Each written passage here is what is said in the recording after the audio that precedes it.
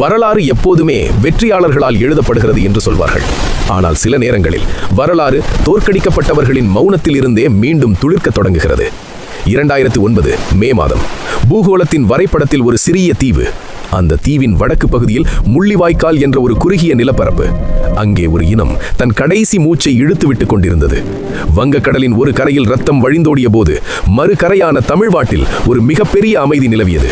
அது நிம்மதி தந்த அமைதி அல்ல, கையாலாகத்தனத்தால் வந்த அமைதி, கோபத்தால் உறைந்த அமைதி, துரோகத்தால் துளைக்கப்பட்ட அமைதி. அப்போது தமிழ்நாட்டை ஆண்டவர்களும் சரி, மத்தியில் ஆண்டவர்களும் சரி, அந்த போரை நிறுத்துவதை விட அதை முடிவுக்கு கொண்டு வருவதிலேயே குறியாக இருந்தார்கள்.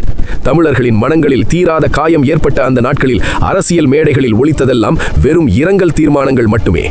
ஆனால் அந்த சாம்பல் மேட்டில் இருந்து ஒரு பொறி பறக்க தொடங்கியது. அந்த தீ ஒரு தனி மனிதனின் வடிவத்தில் அல்ல, ஒரு இனத்தின் ஒட்டுமொத்த கோபத்தின் வடிவத்தில் உருவானது. யார் அந்த மனிதன்?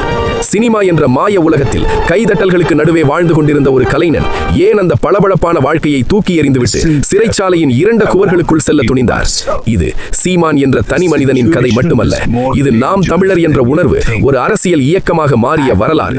இது திராவிட கட்சிகள் என்ற பெருமரங்களின் நிழலில் முளைக்க துணிந்த ஒரு விதையின் கதை. கலைஞனா, கலகக்காரனா? 90களின் மத்தியில் தமிழ் சினிமா உலகம் சீமானை ஒரு உணர்ச்சிகரமான கிராமத்து இயக்குனராகவே பார்த்தது. சிவகங்கை மாவட்டம் அரையூர் என்ற சிறிய கிராமத்தில் இருந்து வந்த அவருக்கு மண் சார்ந்த கதைகளை சொல்வதில் அலாதி பிரியம். அவர் இயக்கிய தம்பி என்ற படத்தில் நடிகர் மாதவன் ஒரு வசனம் பேசுவார். என்னை அடிக்கிறதுக்கு முன்னாடி யோசிக்கல, ஆனா அடிச்சதுக்கு அப்புறம் யோசிக்கிறீங்க பாத்தியா, அதுதான் பயம். அந்த வசனம் வெறும் சினிமா வசனம் அல்ல, அது சீமானின் ஆழ் மனதில் இருந்த அரசியல் வெளிப்பாடு. 2008 ஈழப்போர் உச்சகட்டத்தை அடைந்த போது சீமானுக்குள் இருந்த இயக்குனர் விடைபெற்றார். போராளி விழித்துக் கொண்டார். அவர் பேசிய பேச்சுக்கள் ஒவ்வொன்றும் டெல்லியை உலுக்கின. என் மீனவனை அடித்தால் இலங்கை மாணவன் இங்கு படிக்க முடியாது என்று அவர் திருநெல்வேலியில் முழங்கிய போது இந்திய தேசத்தின் இறையாண்மை ஆட்டம் கண்டதாக அரசு கருதியது. தேசிய பாதுகாப்பு சட்டம் NSA ஒரு சாதாரண மனிதனை உடைத்து போடக்கூடிய ஆயுதம். ஆனால் வேலூர் சிறைச்சாலையும் மதுரை சிறைச்சாலையும் சீமானுக்கு தண்டனை அறைகளாக இருக்கவில்லை, அவைதான் அவர் அரசியல் பாடத்தை கற்ற வகுப்பறைகள். சிறையில் இருந்த அந்த நாட்களில் அவர் தன்னைத்தானே கேட்டுக்கொண்ட கேள்வி ஒன்றுதான்: ஏன் தமிழர்களுக்கென்று ஒரு நாடு இல்லை? ஏன் நமக்கென்று ஒரு அதிகாரம் இல்லை? திராவிட அரசியல் பேசி 50 ஆண்டுகளாக நாம் சாதித்தது என்ன? அந்த தனிமை சிறையில் தமிழ் தேசியம் என்ற தத்துவத்தை அவர் கூர்தீட்டினார். பிரபாகரன் என்ற ஆளுமை அவர் மனதில் விதைத்த விதைகள் சிறைச்சாலை தண்ணீரால் மரமாக வளரத் தொடங்கின. சிறையிலிருந்து வெளியே வந்தபோது அவர் வெறும் சீமான் அல்ல, ஆயிரக்கணக்கான இளைஞர்கள் அவரை தாங்கள் தேடிய தலைவன் என்று நம்பத் தொடங்கியிருந்தனர். தேதி மே 18, 2010. முள்ளிவாய்க்கால் பேரழிவு நடந்து சரியாக ஓராண்டு நிறைவடைந்த நாள். தமிழ்நாடே சோகத்தில் மூழ்கியிருந்த அந்த நாளில் மதுரையில் ஒரு புதிய அரசியல் பிரளயம் வெடித்தது. நாம் தமிழர் இயக்கம் என்ற சமூக அமைப்பு நாம் தமிழர் கட்சியாக மாறப்போகிறது என்று அறிவிக்கப்பட்ட நாள். கூட்டத்தின் ஆரவாரம் விண்ணை பிளக்கிறது. அவர் மைக்கு முன் நிற்கிறார், அமைதி காக்குமாறு கையசைக்கிறார். அன்று அந்த மேடையில் சீமான் பேசியது வழக்கமான அரசியல் பேச்சல்ல, அது ஒரு பிரகடனம். சீமான் குரல்: நாங்கள் அரசியலுக்கு வந்திருப்பது ஆட்சியை பிடிப்பதற்காக அல்ல, இழந்த உரிமைகளை மீட்பதற்காக. எங்கள் தேசம் தமிழ்நாடு, எங்கள் மொழி தமிழ், எங்கள் இனம் தமிழர். இதுவரை நீங்கள் பார்த்த அரசியல் வேறு, இனி பார்க்க போகும் அரசியல் வேறு என்று அவர் முழங்கினார். அந்த மாநாட்டில் நாம் தமிழர் கட்சியின் கொள்கைகள் வகுக்கப்பட்டன. அதுவரை தமிழ்நாட்டில் இருந்த அரசியல் இரு துருவங்களாகவே இருந்தது. ஒன்று திமுக அல்லது அதிமுக, இரண்டுமே திராவிட கட்சிகள், இரண்டுமே டெல்லியை சார்ந்திருக்கும் கட்சிகள். ஆனால் சீமான் முன்வைத்த அரசியல் திராவிடத்திற்கு மாற்றான தமிழ் தேசியம். திராவிடம் என்பது ஒரு மாயை, அது தமிழர்களின் அடையாளத்தை மறைக்கும் போர்வை என்று அவர் பகிரங்கமாக தாக்கினார். பெரியாரை விமர்சித்தார், அண்ணாவை கேள்வி கேட்டார். இது தமிழ்நாட்டு அரசியலில் ஒரு அதிர்வலையை ஏற்படுத்தியது. பலர் நினைத்தார்கள் இது உணர்ச்சி வசப்பட்ட ஒரு கூட்டத்தின் தற்காலிக எழுச்சி என்று. இன்னும் சிலர் இவரெல்லாம் எம்ஜிஆர் ஆகிவிட முடியுமா என்று எள்ளி நகையாடினார்கள். ஆனால் சீமான் வைத்திருந்த வரைபடம், ப்ளூ பிரிண்ட் வேறு. அவர் கட்டமைக்க நினைத்தது ஒரு கட்சியை அல்ல, ஒரு இராணுவ கட்டுப்பாட்டுடன் கூடிய அமைப்பை. பண பலம் இல்லை, ஊடக பலம் இல்லை, செல்வாக்கு மிக்க தலைவர்கள் யாரும் பக்கத்தில் இல்லை. இருந்ததெல்லாம் ஒன்றே ஒன்று, அதுதான் இன உணர்வு. அந்த மதுரை மாநாட்டில் பறக்கவிடப்பட்ட கொடி வெறும் துணி அல்ல, அது அடுத்த 15 ஆண்டுகால தமிழக அரசியலை மாற்றியமைக்கப் போகும் ஒரு குறியீடு என்று அன்று யாருக்கும் தெரிந்திருக்க வாய்ப்பில்லை.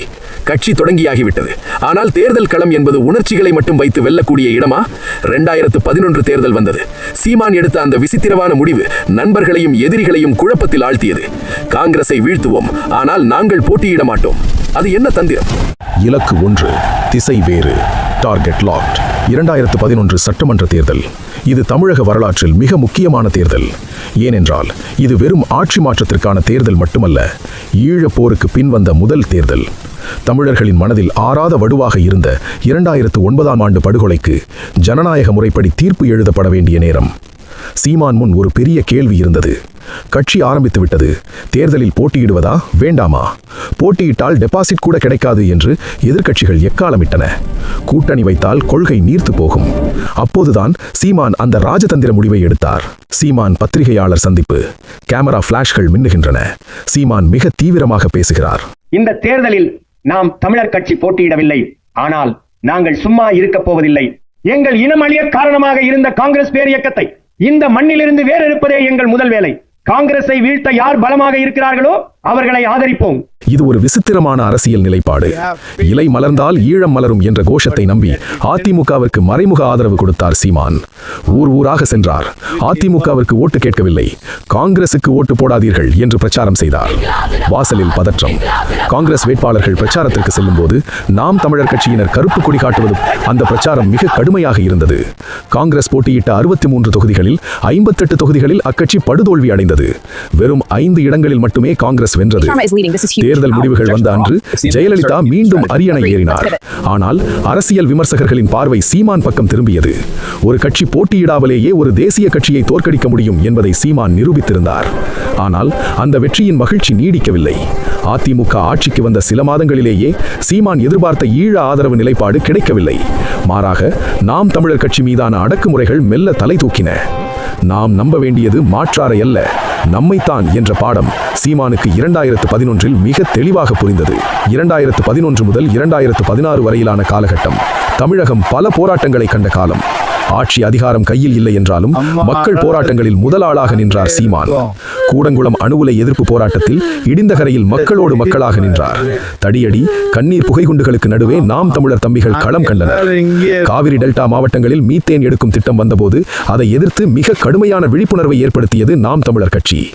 நிலம் எங்கள் உரிமை, விவசாயம் எங்கள் உயிர் என்ற முழக்கம் இளைஞர்கள் மத்தியில் பரவியது. இந்த 5 ஆண்டுகளில்தான் நாம் தமிழர் கட்சி ஒரு முழுமையான கட்டமைப்பை பெற்றது.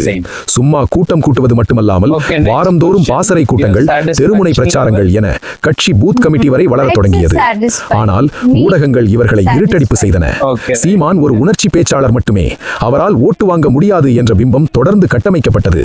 2016 தனித்து பயணம், தி அடாசிட்டி ஆஃப் சாலிட்யூட். 2016 சட்டமன்ற தேர்தல். தமிழக அரசியல் களம் 4 முனை போட்டியாக மாறியிருந்தது.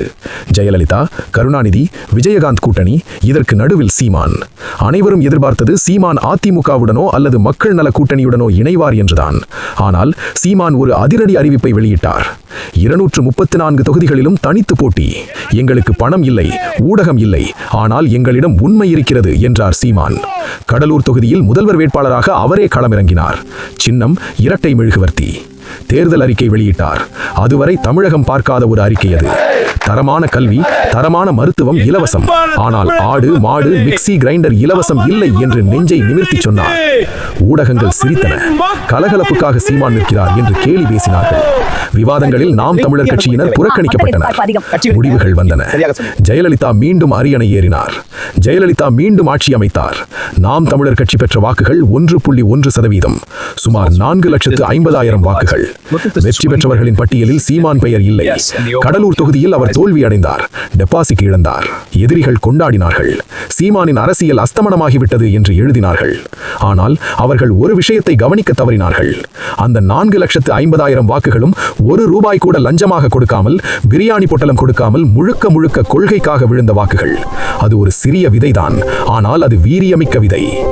தோல்விக்கு பின் நடந்த செய்தியாளர் சந்திப்பில் சீமான் சொன்னார், நாங்கள் வெல்வதற்கு வரவில்லை, ஒரு மாற்று அரசியலை விதைப்பதற்கு வந்திருக்கிறோம். 1.1% என்பது முடிவல்ல, அதுதான் தொடக்கம். தோல்வி அல்ல, இது தவம். 1.1%.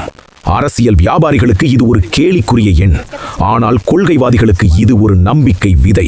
2016 தேர்தல் தோல்விக்கு பிறகு பல கட்சிகள் கூடாரத்தை காலி செய்தன. ஆனால் சீமான் தன் கூடாரத்தை பலப்படுத்த தொடங்கினார். ஊடக வெளிச்சம் அவர்கள் மீது படவில்லை, கேமராக்கள் அவர்கள் பக்கம் திரும்பவில்லை. அந்த இருளை பயன்படுத்திக் கொண்டு கட்சி தன்னைத்தானே செதுக்கிக் கொண்டது. இதுவரை தமிழகம் கண்டிராத ஒரு அரசியல் பள்ளிக்கூடத்தை சீமான் திறந்தார். வாரந்தோறும் பாசறை கூட்டங்கள். அங்கே ஓட்டு கேட்பது எப்படி என்று சொல்லித் தரப்படவில்லை. மண்ணின் வரலாறு, மொழியின் தொன்மை, சூழலியல் அரசியல், உலக அரசியல் என ஒரு பல்கலைக்கழகத்திற்கு இணையான பாடங்கள் நடத்தப்பட்டன. வெளியே உலகம் அவர்களை வாட்ஸ்அப் கட்சி, ஃபேஸ்புக் போராளிகள் என்று கிண்டல் செய்து கொண்டிருந்தது. ஆனால் அந்த சமூக வலைதளங்களைத்தான் அவர்கள் தங்கள் பிரதான ஊடகமாக மாற்றினார்கள். ஒவ்வொரு தம்பியும் ஒரு ஊடகவியலாளராக மாறினார்கள். பணம் கொடுத்தால் கூட்டம் வரும், ஆனால் கொள்கை பேசினால் மட்டுமே படை வரும் என்ற உண்மையை சீமான் ஆழமாக நம்பினார். அந்த படை தயாராகி கொண்டிருந்தது. களம் மாற்றிய பெரு நிகழ்வுகள். 2017 ஜனவரி தமிழக வரலாற்றில் ஒரு திருப்புமுனை. ஜல்லிக்கட்டு தடைக்கெதிராக இளைஞர்கள் தன்னெழுச்சியாக திரண்டனர். எந்த அரசியல் கட்சி தலைவனும் அழைக்கவில்லை, எந்த கொடியும் இல்லை. ஆனால் அந்த கடலென திரண்ட கூட்டத்தில் ஒலித்த முழக்கங்கள் தமிழ் தேசியம் சார்ந்ததாக இருந்தது. அதுவரை சீமான் மேடைகளில் பேசிய அதே கருத்துக்கள் இப்போது மெரினா மணற்பரப்பில் லட்சக்கணக்கான இளைஞர்களின் குரலாக எதிரொலித்தது. சீமான் அந்த போராட்டத்தை தலைமை தாங்கவில்லை, ஆனால் அந்த போராட்டத்தின் ஆன்மாவாக அவர் விதைத்த கருத்துக்கள் இருந்தன. அந்த போராட்டம் தோல்வியில் முடிந்திருக்கலாம், ஆனால் அது ஒரு தலைமுறையை அரசியல்படுத்தியது. ஓராண்டு கழித்து தூத்துக்குடி கார்ப்பரேட் முதலாளித்துவத்தின் கோர முகம் 13 உயிர்களை பலிவாங்கியது. ஸ்டெர்லைட் ஆலைக்கு எதிராக மக்கள் போராடிய போது ஆளும் அரசுகள் துப்பாக்கிகளால் பதில் சொன்னன. அந்த இரத்த வெள்ளத்தில் நின்று மக்களுக்காக குரல் கொடுத்தவர்களில் சீமான் முன்னணியில் இருந்தார். திராவிட கட்சிகள் மற்றும் தேசிய கட்சிகளின் முகத்திரை கிழிந்த தருணம் அது. எமக்கான அரசை நாமே நிறுவ வேண்டும் என்ற எண்ணம் தூத்துக்குடி துப்பாக்கிச் சூட்டின் புகை மண்டலத்தில்தான் பலருக்கு உறுதியானது. 2019 தேர்தல் நெருங்கிக் கொண்டிருந்தது. களம் சூடானது. விவசாயி வருகிறான். 2019 நாடாளுமன்ற தேர்தல். இந்தியாவே யார் பிரதமர் என்று விவாதித்துக் கொண்டிருந்த போது தமிழ்நாட்டில் ஒரு கட்சி மட்டும் மண்ணின் பிரச்சனையை பேசியது. மெழுகுவர்த்தி அணைந்தது. கரும்பு விவசாயி சின்னம் கையில் எடுக்கப்பட்டது. இது வெறும் சின்னம் மாற்றமல்ல, கொள்கை மாற்றம். விவசாயிதான் நாட்டின் முதல்வன் என்ற முழக்கம் முன்வைக்கப்பட்டது. சீமானின் பிரச்சார உத்தி மாறியது. ஒரு பக்கம் திராவிட கூட்டணி இருந்தது, மறுபக்கம் அதிமுக பாஜக கூட்டணி இருந்தது. கோடிக்கணக்கில் பணம் இறைக்கப்பட்டது. ஆனால் நாம் தமிழர் கட்சி ஒரு பைசா கூட கொடுக்கவில்லை. வேட்பாளர்கள் அனைவரும் சாமானியர்கள். ஓட்டுக்கு பணம் இல்லை, ஆனால் உங்களுக்கான எதிர்காலம் உண்டு என்று தெரு தெருவாக பேசினார்கள்.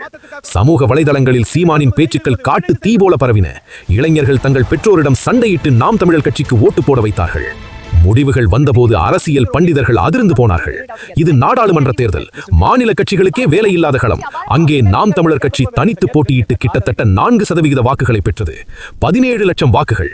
2016இல் 4.5 லட்சமாக இருந்த வாக்கு வங்கி 3 ஆண்டுகளில் 4 மடங்காக உயர்ந்தது.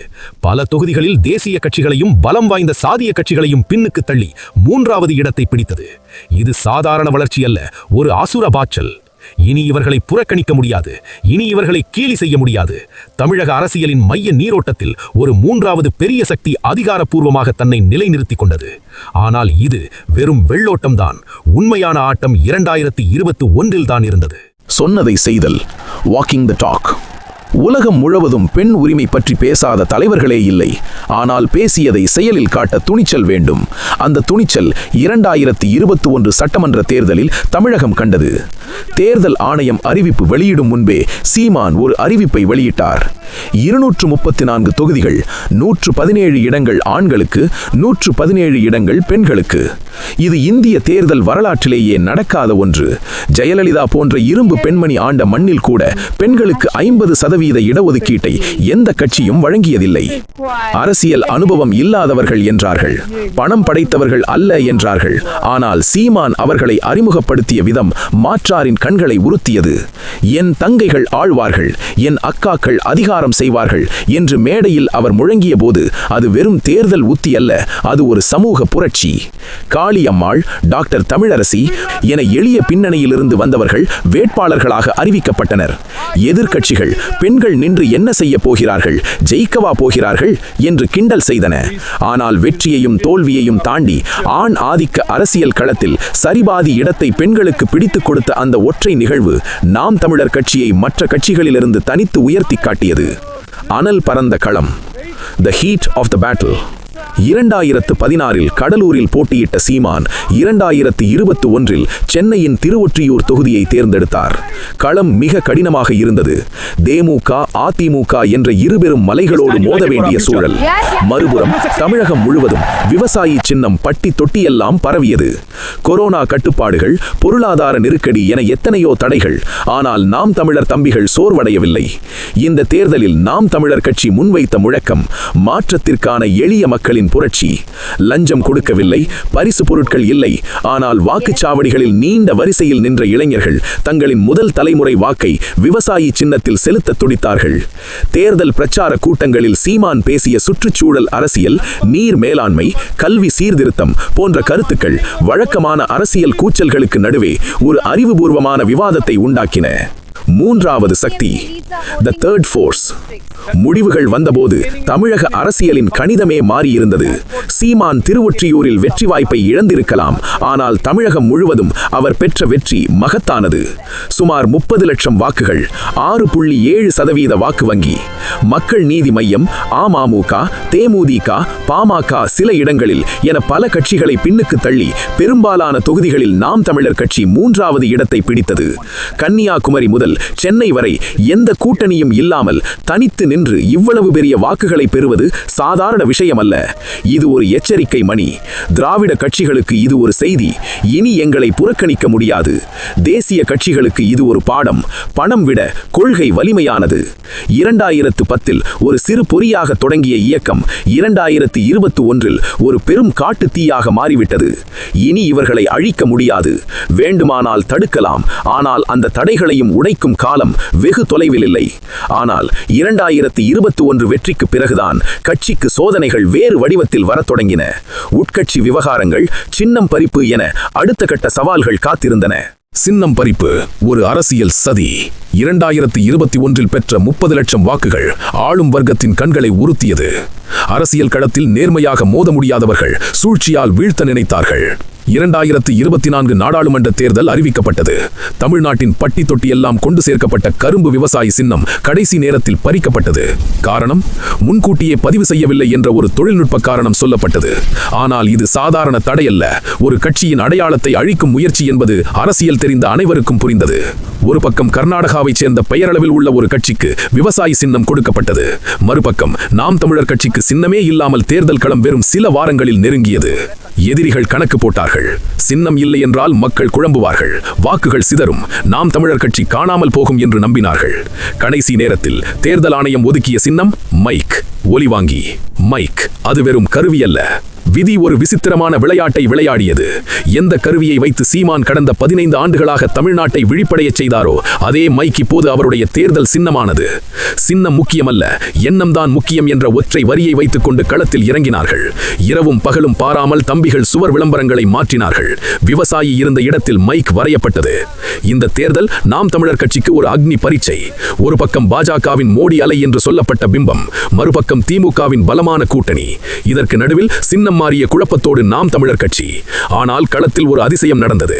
சின்னம் மாறியதே தவிர மக்கள் மனதில் இருந்த சீமான் என்ற பிம்பம் மாறவில்லை. 8.2%, இதுவும் ஒரு வெற்றிதான். தேர்தல் முடிவுகள் வந்தன. திமுக கூட்டணி 40 இடங்களையும் வென்றது. பாஜக கூட்டணி தேசிய அளவில் ஆட்சி அமைத்தது. வெற்றி பெற்றவர்கள் பட்டியலில் நாம் தமிழர் கட்சி இல்லை. ஆனால் எண்கள் ஒரு உண்மையை உறக்கச் சொன்னன. கிட்டத்தட்ட 35 லட்சம் வாக்குகள். 2019 நாடாளுமன்ற தேர்தலை விட வாக்கு சதவீதம் 2 மடங்காக உயர்ந்திருந்தது. 3.9% தொடங்கி 8.2% வரை உயர்ந்திருந்தது. சின்னம் மாறியும் கூட்டணி இல்லாமல் தனித்து நின்றும் கடும் நிதி நெருக்கடிக்கு இடையிலும் ஒரு மாநில கட்சி தேசிய தேர்தலில் 8% வாக்குகளை தக்க வைத்தது என்பது சாதாரண விஷயம் அல்ல. இந்த தேர்தல் ஒரு விஷயத்தை உறுதி செய்தது. நாம் தமிழர் கட்சி என்பது ஏதோ ஒரு தேர்தலோடு முடியும் நீர்க்குமிழி அல்ல. அது வேர் ஊன்றிய மரம். கிளைகளை வெட்டலாம், சின்னம் பறிக்கலாம், இலைகளை உதிர்க்கலாம், தோல்விகள் வரலாம். ஆனால் வேரை அசைக்க முடியாது என்பதை 2024 தேர்தல் நிரூபித்தது. விமர்சனங்களும் உண்மைகளும். சீமானின் இந்த 15 ஆண்டுகால பயணம் பூந்தோட்டமல்ல, அது முட்களால் வேயப்பட்ட பாதை. அவர் மீது வைக்கப்படாத விமர்சனங்களே இல்லை. இவர் பாஜகவின் பி டீம் என்றார்கள். சாதி தலைவர்களை போற்றுகிறார் என்றார்கள். இனவாத அரசியல் பேசுகிறார் என்று முத்திரை குத்தினார்கள். எதற்கெடுத்தாலும் பொய் சொல்கிறார் என்று சமூக வலைதளங்களில் ட்ரோல் செய்தார்கள். ஆனால் ஒரு விசித்திரமான உண்மையை இந்த விமர்சகர்கள் கவனிக்க தவறினார்கள். எவ்வளவு அவரை விமர்சித்தார்களோ அவ்வளவு அவர் இளைஞர்களின் கவனத்தை ஈர்த்தார். எந்த ஊடகங்கள் அவரை புறக்கணித்தனவோ அதே ஊடகங்கள் இன்று அவர் பேட்டி கொடுத்தால்தான் டிஆர்பி எகிரும் என்ற நிலைக்கு வந்துவிட்டன. அவர் பாஜகவின் பி டீம் என்றால் சிறுபான்மையினர் ஏன் அவருக்கு வாக்களிக்கிறார்கள்? அவர் சாதியவாதி என்றால் அனைத்து சமூகத்து இளைஞர்களும் ஏன் அவர் பின்னால் அணிவகுக்கிறார்கள்? இந்த கேள்விகளுக்கு விமர்சகர்களிடம் பதில் இல்லை. வரலாற்றின் முரண்நகை. வரலாற்றில் ஒரு சுவையான முரண்நகை உண்டு. எதை அழிக்க நினைக்கிறோமோ அதுவே சில நேரங்களில் விருட்சமாக வளரும். 2009 தேசிய பாதுகாப்பு சட்டத்தில் அவரை கைது செய்து சிறையில் அடைத்தபோது அரசு நினைத்தது ஒரு தொல்லை முடிந்தது என்று. ஆனால் அந்த சிறைச்சாலைதான் அவரை ஒரு முழுமையான அரசியல்வாதியாக மாற்றியது. சின்னத்தை பறித்தபோது நினைத்தார்கள் கட்சி அழியும் என்று. ஆனால் அது கட்சியை இன்னும் உறுதிப்படுத்தியது. திராவிட கட்சிகள் அவரை வளரவிடக்கூடாது என்று நினைத்தன. ஆனால் இன்று திராவிட கட்சிகளுக்கு மாற்றாக மக்கள் பார்க்கும் ஒரே நபர் அவராகத்தான் இருக்கிறார். அவர்கள் வெட்டியது குழியை அல்ல, அடித்தளத்தை. அவர்கள் வீசியது கற்களை அல்ல, படிக்கட்டுகளை. இன்று நாம் தமிழ் கட்சி ஒரு தவிர்க்க முடியாத சக்தி. 2026 சட்டமன்ற தேர்தல் நெருங்குகிறது. சீமான் முதலமைச்சர் ஆவாரா அல்லது எதிர்க்கட்சி தலைவராவாரா என்பது மக்களின் கையில். ஆனால் ஒரு விஷயத்தில் சீமான் ஏற்கனவே ஜெயித்து விட்டார். தமிழ்நாட்டு அரசியலின் அகராதியை அவர் மாற்றிவிட்டார். இன்று ஆளும் கட்சிகள் நீர் மேலாண்மை பற்றி பேசுகின்றன, சுற்றுச்சூழல் பற்றி பேசுகின்றன, தமிழ் தேசியம் பற்றி பேசுகின்றன. 10 ஆண்டுகளுக்கு முன் இவை யாருடைய அஜெண்டாவிலும் இல்லை. சீமான் பேசியதால் தான் இன்று மற்றவர்களும் இதை பேச வேண்டிய கட்டாயம் உருவாகி இருக்கிறது. அவர் அமர்வது கோட்டை நாற்காலியிலா அல்லது மக்கள் மனங்களிலா என்பது காலத்தின் கையில். ஆனால் ஒன்று நிச்சயம், இந்த பெருநிறைப்பு அணையாது. இது ஒரு தலைமுறையின் தாகம். இது ஒரு இனத்தின் மீட்சி. வீடியோ பிடித்திருந்தால் லைக் செய்யுங்கள், ஷேர் செய்யுங்கள், சப்ஸ்கிரைப் செய்யுங்கள். மேலும் தமிழ் வரலாற்று ஆவணப்படங்களுக்கு பெல் ஐகானை அழுத்துங்கள். உங்கள் கருத்துக்கள் மற்றும் பரிந்துரைகளை கமெண்ட் செக்ஷனில் பகிருங்கள். அடுத்து எந்த வரலாற்று நபரை பற்றி வீடியோ வேண்டும் என்று சொல்லுங்கள்.